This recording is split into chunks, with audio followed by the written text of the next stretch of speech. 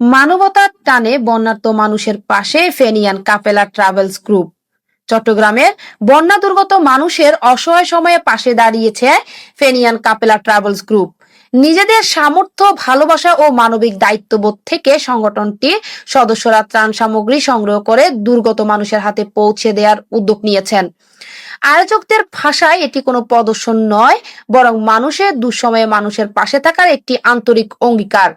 একটি পরিবারের মুখে হাসি ফিরিয়ে দিতে পারলেই তাদের এই ক্ষুদ্র প্রয়াস সার্থক।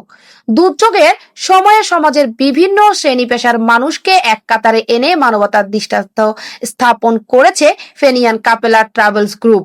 তাদের এই উদ্যোগ মনে করিয়ে দেয় বিপদে পাশে দাঁড়ানোর নামই মানবতা, আর একতার শক্তিই পারে দুর্দিনের মানুষের আশা বাঁচিয়ে রাখতে।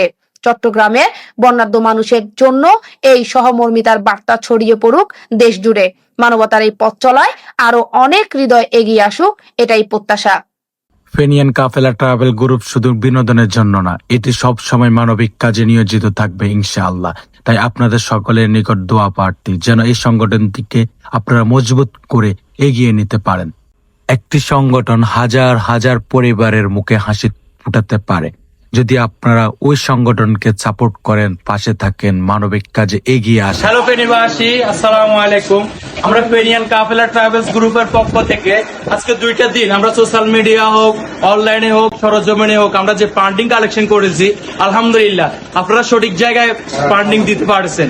এই যে বন্যার্তদের জন্য গতকালকের জন্য আমরা যে খাবার ঘুরে তৈরি প্যাকেজিং করতেছি, আপনারা দেখতেছেন এই যে আমাদের স্বেচ্ছাসেবক টিম কাজ করতেছে।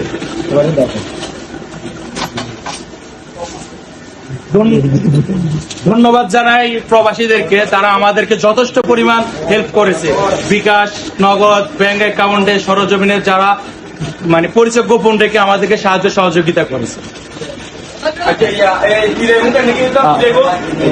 মানবতার কাজে সবসময় নিয়োজিত থাকবে ফেনিয়ান কাফেলা ট্রাভেল গ্রুপের স্বেচ্ছাসেবক পরিবার। যদি ভিডিওটি ভালো লাগে তাহলে লাইক, কমেন্ট, শেয়ার করে পাশে থাকবেন, অন্যকে দেখার সুযোগ করে দিবেন।